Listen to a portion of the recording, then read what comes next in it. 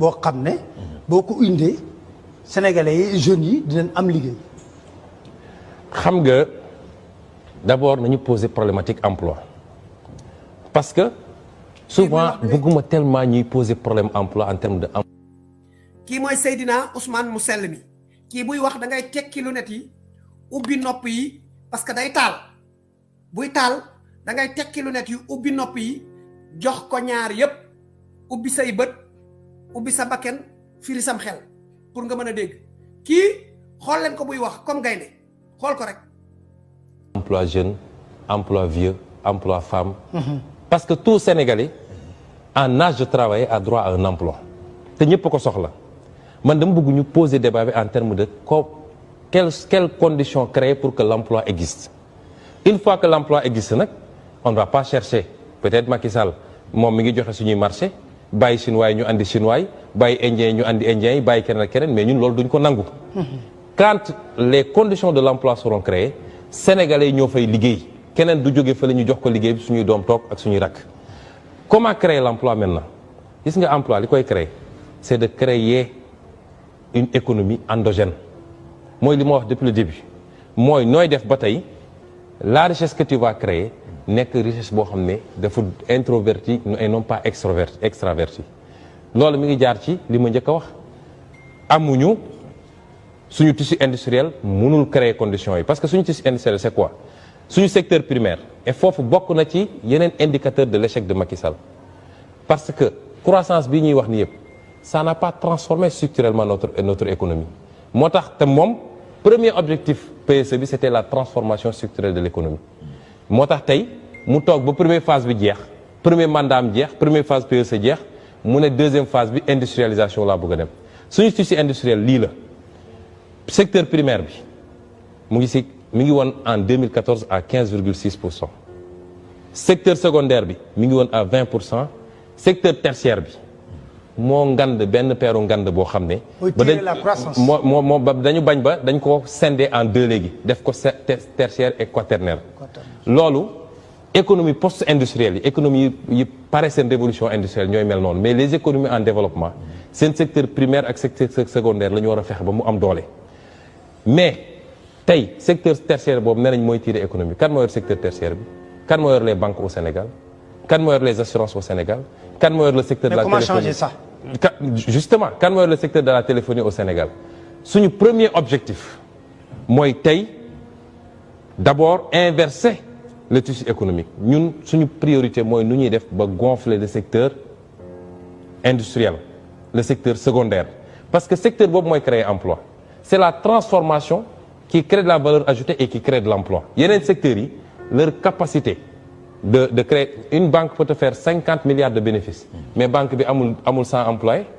parce que ça ne crée pas de l'emploi mais une industrie crée énormément d'emplois et ensuite il y a la distribution qui suit parce que li ñuy produire il faut mu am ñeneen ñu koy distribuer day jaillir ci secteur commercial bi mais en même temps day jaillir secteur primaire bi parce que li tax ma ne la ils ont raté li ñu bëggoon def ci agriculture bi parce que le maillon central bi waroon am mooy industrie moo existé wul kon mënoo def transition boobu premier combat bi foofu la ne ensuite boo inverser le tissu ba développer secteur primaire développer secteur secondaire ngay doog a xool nag au niveau du secteur tertiaire parce que pour man dafa am ay secteurs stratégiques dans un pays le secteur de la télécommunication ma ñëw Sénégal pour moi tey danger bu rëy la suñu secteur li ëpp. mais est-ce que yéen a ngi xool waa ji buy wax bëgg-bëgg gi mu am ci Sénégal est-ce que xool ngeen ko buy wax ci wàllu Sénégal dem ci ay secteur tertiaire secteur nangam ak nangam est-ce que xool ngeen xaal bu muy àndal dégg nga sa waay wax ko rek mu dóor ko juróomi baaraam yi ma ñëw may ma parce que kii non jeunes yi taxaw leen kii bu ngeen ko ñàkkee. li ëpp doole suñu secteur télécommunication. nekk ci loxo ñeneen mu nekk ci loxo étranger. gis nga les Américains bi ñu bëggee duma Saddam Hussein dañu dem gis Siemens parce que ñoo yoroon secteur télécom bi yëpp ils ont saboté tout le réseau. secteur bancaire néew ma banque étrangère amu fi droit ñëw de mais il faut que ñu am un capital national ci secteur bancaire bi parce que tey ñaari réew rek suñu bëggoon saboté suñu économie saboté ko parce que ñoo yor suñu secteur bancaire yëpp. donc yooyu. concrètement concrètement. quels sont vos projets industriels concrètement. sama projet industriel mën naa laa yokkal foofu. waaw est-ce que da nga xalaat par rapport à cette def leen région ndànk xam-xam da ngay créer des industries de transformation à Ziguinchor par exemple. Liées à la ressource naturelle. wala da ngay am vraiment des visées par rapport à ces pôles économiques yooyu nga wax. non je l'ai dit tantôt nee naa la ñun dañoo théoriser les 6 pôles qui recoupent les 6 régions parce que faire 14 régions te Il nous reste 15 minutes. te amu ci benn bu viable c'est une mauvaise réforme on a dit 6 pôles forts avec transfert réel nag de compétences waxuma li ñuy def nii dañ koy élargir y compris sur la gestion des ressources naturelles y compris un transfert financier conséquent parce que loolu mooy problème de décentralisation yëpp avec des autorités élues yu am doole parce que coow li am yëpp ci acte 3 bëggoon kase yenn mairie yu ñu jàppoon ne ñi fa nekk daf leen di jox doole ba ñu war a mun a am ambition présidentielle mais on ne gouverne pas un pays comme ça normalement su démocratie jaaroo ñoon dëgg nit ñi léeg-léeg résultat bi ñuy def à partir d'une région bu ñu leen joxoon ñu def fa résultat boo xam ne fës na ba ñëpp gis ko war na leen mun a gën a légitimer par rapport ak ambition yi ñuy am soo defee loolu ba pare da ngay seet les capacités de chaque pôle tey soo demee pôle sud par exemple ce que j'appelle pôle sud muy la région naturelle de Casamance am na un potentiel forestier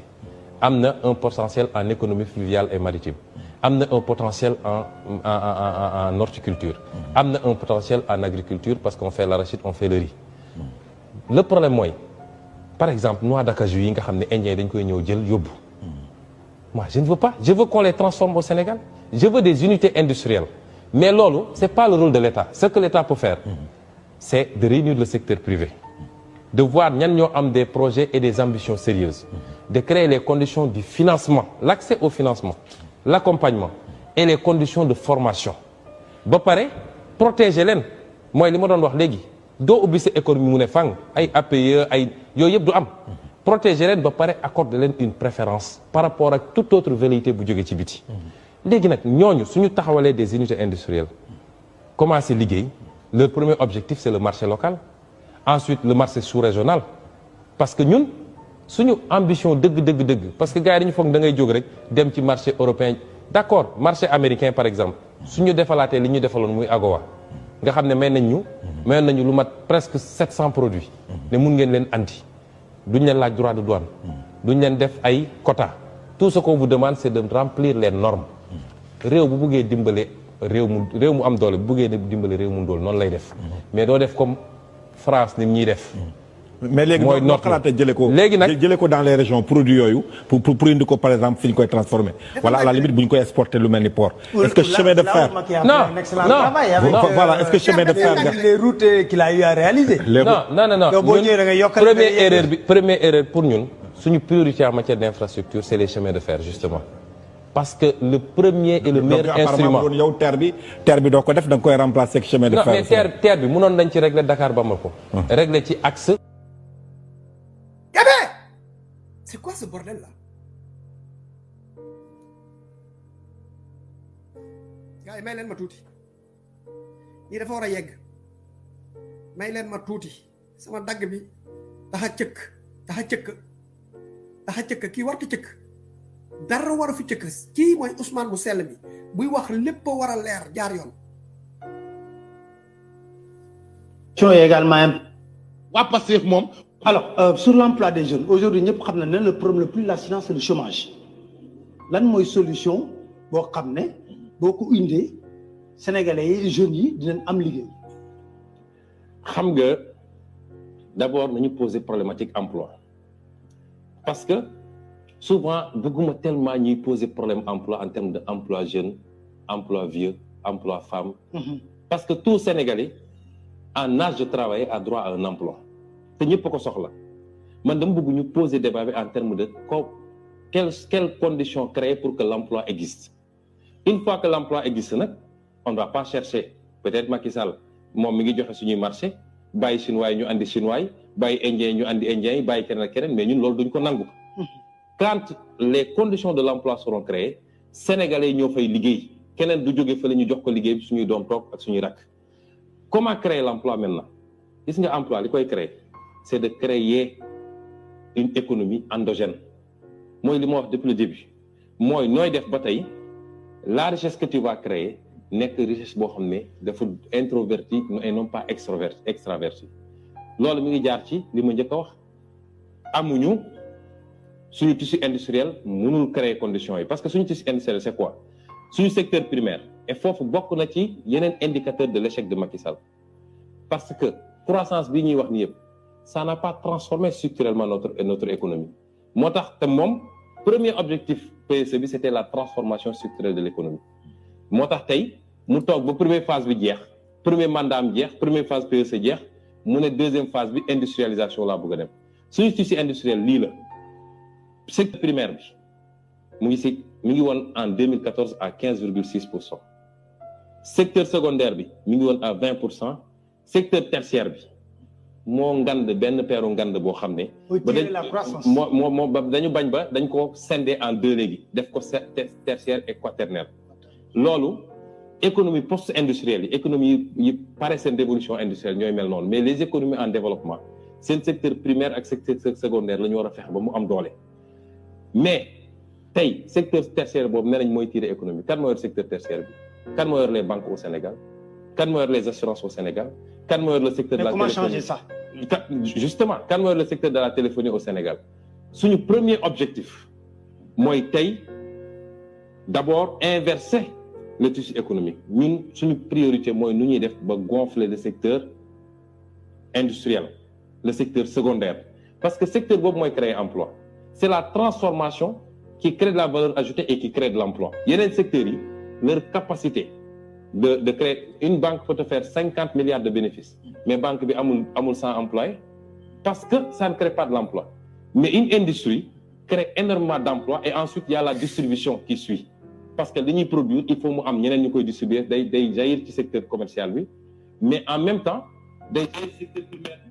parce que li tax ma ne la ils ont raté li ñu bëggoon def ci agriculture bi parce que le maillon central bi waroon am mooy industrie moo existé wul kon mënoo def transition boobu premier combat bi foofu la ne ensuite boo inverser le tissu ba développer secteur primaire développer secteur secondaire ngay doog a xool nag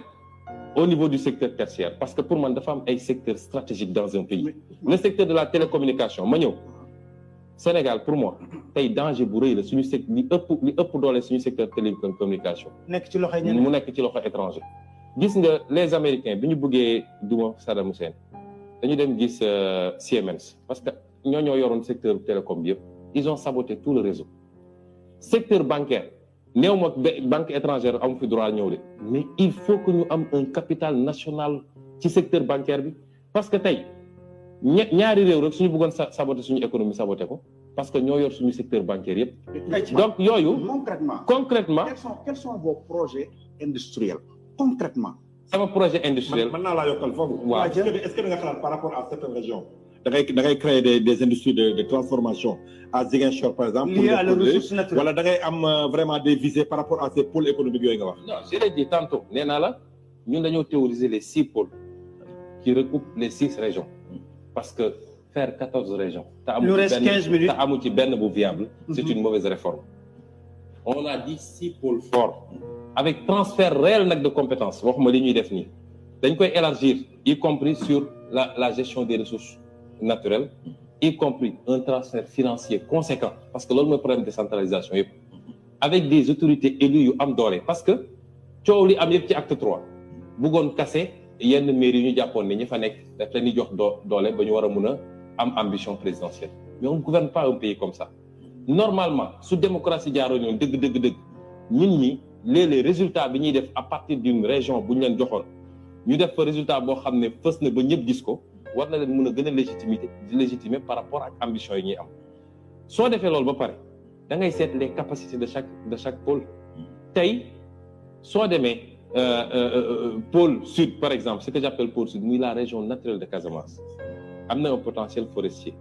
am na un potentiel en économie fluviale et maritime am na un potentiel en horticulture am na un potentiel en agriculture parce qu'on fait l'arachide on fait le riz le problème mooy par exemple noix d'acajou yi nga xam ne Indiens dañ koy ñëw jël yóbbu moi je ne veux pas je veux qu'on les transforme au Sénégal je veux des unités industrielles mais loolu c'est pas le rôle de l'État ce que l'État peut faire c'est de réunir le secteur privé de voir ñan ñoo am des projets et des ambitions sérieuses, de créer les conditions du financement, l'accès au financement, l'accompagnement et les conditions de formation. Ba pare protéger leen mooy li ma doon wax léegi doo ubbi sa économie mu ne fang ay APE ay yooyu yëpp du am protéger leen ba pare accorder leen une préférence par rapport ak toute autre velléité bu jógee ci biti. léegi nag ñooñu suñu taxawalee des unités industrielles commencer liggéey leur premier objectif c'est le marché local, ensuite le marché sous-régional, parce que ñun suñu ambition dëgg parce que gars yi dañu foog da ngay jóg rek dem ci marché européen. D'accord, marché américain par exemple suñu defalaatee li ñu defaloon muy AGOA nga xam ne may nañu lu mat presque 700 produits ne mun ngeen leen andi duñ leen laaj droit de douane duñ leen def ay quota. Tout ce qu'on vous demande c'est de remplir les normes. réew bu buggee dimbale réew mu am doole bu buggee dimbale réew mu doole noonu lay def mais doo def comme France ni ñuy def. mais léegi mooy noo xalaatee jëlee ko dans les régions produits yooyu pour indi ko par exemple fi ñu koy transformer wala à la limite bu ñu koy exporter lu mel ni port. Est-ce que chemin de fer voilà est-ce que chemin de fer les routes qu'il a eu à réaliser. non première erreur pour ñun suñu priorité en matière d'infrastructure c'est les chemins de fer justement parce que le premier et le meilleur instrument yow terre bi doo ko def da nga koy remplacer ak chemin de fer. non mais terre bi mënoon nañ ci régler Dakar Bamako. régler ci axe Dakar bu dem ba Saint-Louis avec toutes les gares. régler ci desserte Touba. créer ci buy dem ba Casamance te dinañu dese weccet benn terre boobu nga ñëw def ko ci espace bu gàtt boobu. donc ñun on a parlé d'un plan directeur des chemins de fer à travers tout le Sénégal c'est déjà tracé parce que mooy le moyen le plus efficace pour le transport des hommes et des marchandises en même temps. nga mun ci transporter ay capacités yu bëri. mu taxaw dëkk ak dëkk nit ñi wàcce ñiy yéegal ñiy wàcce. Ousmane loolu mooy priorité bi deuxième bi l'éducation est également. boo tuddee Ousmane Sonko te ne woo moo baax ñu saaga lan. voilà.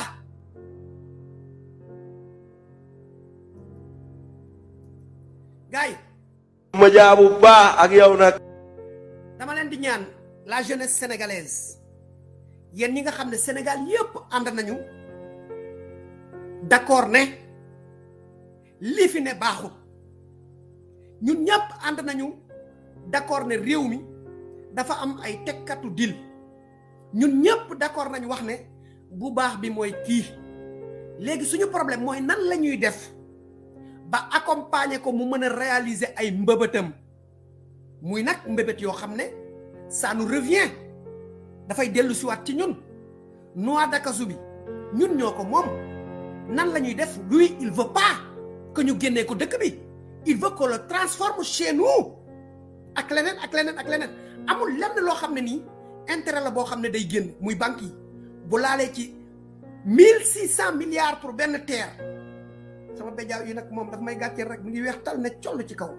te comme réseau bi ay duul ka tafi ne dem ñu ne xool ko ni mu salte ak ñandaxitam yi waaye ak yéen de ku ma ci wax da nga salte ak yow béjaaw la nag mi ngi nii voilà yaa ngi dégg 1600 milliards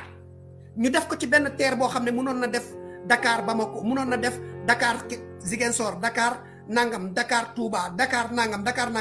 ba ñu desewaat weccet Macky Sall jël ko def ko ci 38 kilomètres xaw ma 35 kilomètres ñun ñëpp ñu xam ko ñun ñëpp d'accord nañ ne kii baaxul léegi lan moo tax ñoom Ceddo Murit ñoom Mamor Mbaye ñoom ñi nekk ci réew mi yëpp mën nañu diingat mën nañu xas waaye seen làmmiñ araamal na wax ni kii mooy dox ci intérêt Sénégal muy kan Ousmane mu sell mi araamal ngeen koo tudd bu ngeen ko tuddee rek ay saaga la bu ngeen ko tuddee rek ay xaste la bu ngeen ko tuddee rek fuñ koy xase la bu ngeen ko tuddee rek fuñ koy yakke lu ñaaw la bu ngeen ko tuddee rek fuñ ko simmee yaramu neen la kii li muy wax yëpp lan moo ci nekk intérêt étranger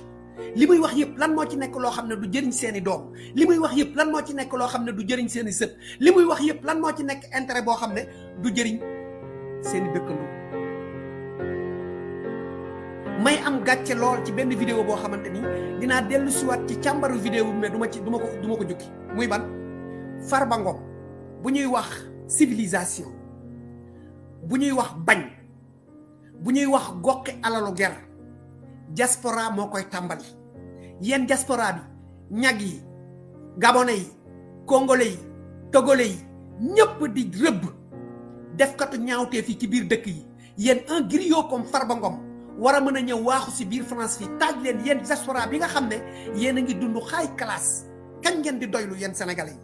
yi kañ ngeen di nekk ay nit dem ba seen dëkk jaral leen gënal leen seen bakken dem ba seen dëkk képp ku fa sàcc alal dugg si diaspora bi ngeen xam ne kii sàcc la li muy def nii xewul ci diaspora ñu ñëw di leen ger ci diggu Europe yëpp tubaab yëpp di ci teg seen bët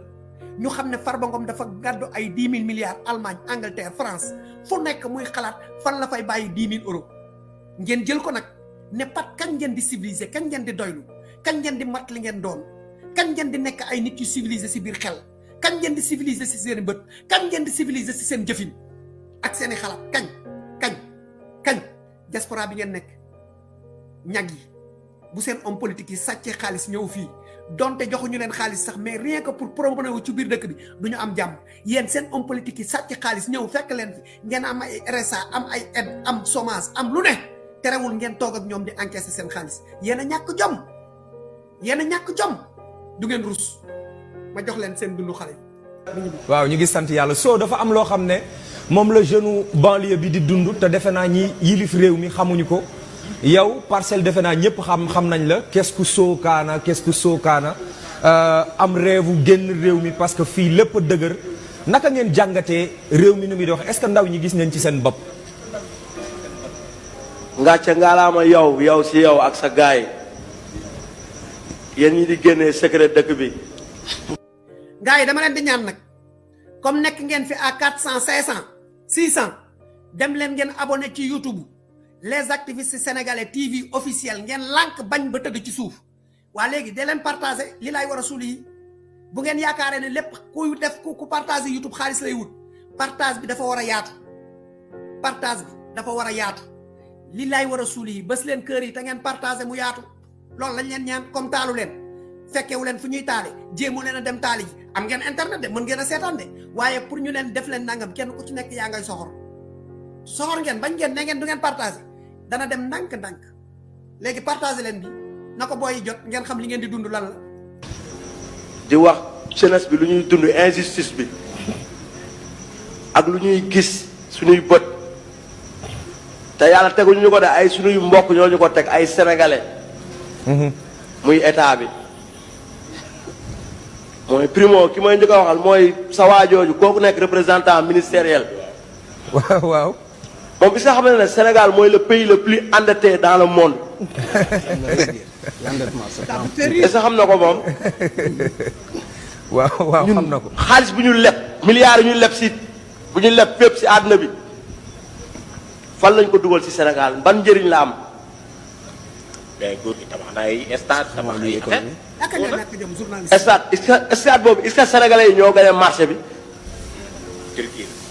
Turquie yi lañ ko jox de Erdogan ñun si town bi lañ dëkk màggee si town bi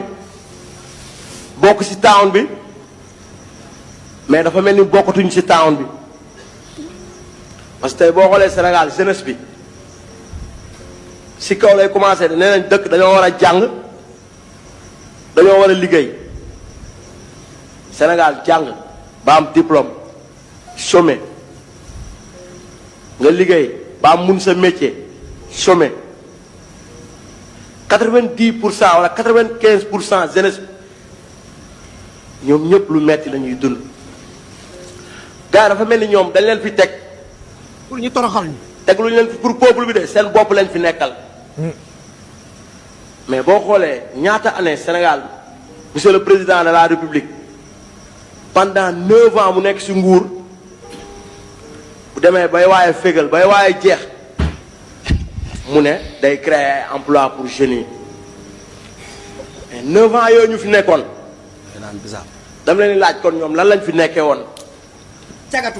cagatu topp ci taw. lan mooy expérience bi nga xamante ne moom nga am gis nañ ni am nga fi kiosque maanaam entreprise. 9 ans yi fi Macky Sall nekk mook gouvernement am bi ay ministre am ay député am ak ay chef am ñoom ñëpp cagatu topp taatu Adji Sarr yi ku tulli jox sa morom ku dëpp dippi lañ fi nekkee 9 ans de teg dil 9 ans de cagatu katt ngeen fi miis katt fi baadoola ku ne katt ngeen ko yéen daal bàyyiwu leen data kooy 9 ans de data kooy ngeen toog ba à la fin nag ngeen di dig nit ñi liggéey dofuñu jinne jàppuñu ay nit lañ. entrepreneur nga teg nga kiosque yaa ngi jaay ak yooyu waaye balaa ngay jot ci kiosque bi ndax daan nga jógal sa bopp dem ne maa ngi wuti liggéey ak yooyu yan expérience nga si jafe-jafe. man jàng naa école jàng naa ba terminal waaw ngay jaay kiosque. après xam lan moo tax ma bàyyi école injustice parce que yow li ngay jàng da lay leer na yow boo demee ba am li ngay ut si jàng bi diplôme bi doo liggéey parce que système branlon la ñuy teg système branlon mooy tey ministre bi falu na ay mbokkam wala politicien bi falu na ay mbokkam ci gàttal buñ la xamul wala xam ku la xam duñ la jox place. non duñ la jël duñ la boole si dara sax ñun dafa mel ni jeunesse bi déggoo ma ne dafa mel ni jeunesse bi ñun duñu ay sénégalais bokkuñu si. te boo nekkee entrepreneur nga commencé sa business tamit ñu lay bundu xataal yaa ngi doon joxe exemple bi léegi ci sa xarit bi nga xam ne ni moom ay daal lay jaay ak yooyu waaye bis bu nekk rek ñu indil ko problème. moo ngi nii. voilà lii moo am ci réew mi promotion caga promotion góor jigéen promotion nit sans valeur promotion sëriñ promotion rangu promotion Adji Sarr promotion Pawlish promotion ñoom daal caga ji ak bisexuel yi ak paawu duulkat yi soskat yi loolu médiocrité 100% pour Macky Sall développement médiocrité caga jépp koo ci gis léegi mi ngi mel ni panal boo doonee gor bokkoo ci réew mi moo ñu yóbbee lii mais nag suñu responsabilité mi ngi ci biir ndax ñun dañuy seetaan ñun buñ ñu nee jël nañ 1600 milliards tabaxee ko stade wala 1600 milliards def ci benn terre ça nous fait rigoler nous on préfère aller voir Gabriel on préfère aller voir ñoo xam ne bu ñu paree def seen high class ba pare buñ paree dañuy saaga ndey Moustapha Diakhaté ñun ñooñu la ñu préféré wala buñ fa jógee dem fi taxu ji si baas yi sëriñ si ñu jàpp ñu doggali ñu loolu lañ préféré loolu nag buñ ko préféré ba pare du ñu mën a bañ ko toj suñu coccyx yi suñu coccyx yi faw ñu toj ko kon ma dem indi leen jukki parce que dafa am loo xam ne buñ ko d'accordé ba pare dañuy assumer dañuy daal di assumer parfois nag bu may wax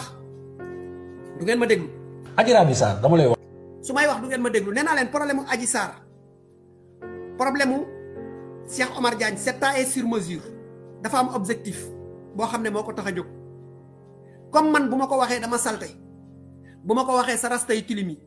bu ma ko waxee yow tekki woo dara bu ma ko waxee ni ngay waxee dafa ñaaw bu ma ko waxee yow ku la xool day bañ Ousmane Sonko bu ma ko waxee lu ne ñu yàq ma ko déglu leen ko fi. wax loo xam ne mosuma ko wax kenn xam nga lu muy wax nit ñi. buñ ko nee Adji Ousmane Sonko mu ne waaw Ousmane Sonko deful dara mais moo fa ñëw bu fa ñëwuloon lii yëpp du am. taxaw naa ni oui au procès tu vois tu te dis ça et c'est pour la gueule des gens quoi en fait ñii pour ñii kii la quoi comédie la foo la boo xam dañ ci téye Sénégal. pendant ce temps du ngeen xalaat dem inscrire ci liste électorale yi du ngeen xalaat dara dañuy topp rek Adji Sarr ñoom pendant ce temps ñu ngi dugal ci fichier électoral bi ñu ngi inscrire ci les militants ñu ngi préparer di calculer fan nañu war a def alliance fan kan lañu war a retourner kan lañu war a jënd kan lañu war a jox xaalis pour ñoom ci élection yi ñu gagnewaat loolu rek mooy programme bi pendant ce temps yéen ñun ñu ngi ci fitna ñu toog dëkk bi dina tàkk dëkk bi dina tàkk ñoom ñu ngi tranquillement di dérouler seen plan parce que xam nañ ni lii mënutul dugg ci bopp nit ñi mais nañu emmerder na ngeen ma baal moo bi ñu emmerder Sénégal ñëpp toog nag bàyyi suñu lépp teg ko si ñoom pendant ce temps ñoom ñu ngi dérouler li ñuy dérouler di signer contrat yi et puis dama lay wax benn affaire Ousmane Sonko lan lañ ko xamee lan lañ ko ràññee lu tax sénégalais yëpp bàyyi ko xel. révélation dafa doon def révélation. tey Ousmane Sonko depuis 1 an est-ce que dafa def benn révélation. déedéet depuis 1 an deful révélation parce que xam nga lu tax dëkk bi jaratul révéler dara parce que révélation du leen yëkkati seen alal ñu ngi koy sàcc il préfère aller voir Pablis seen alal ñu ngi koy sàcc il préfère aller régler rester ci problème mu Adji Sarr ak ay nangam ak nangam ak nangam werante ñun loolu moo ñu ñor en attendant ñoom ñu ngi sàcc léegi li leen gënoon naqari mooy lan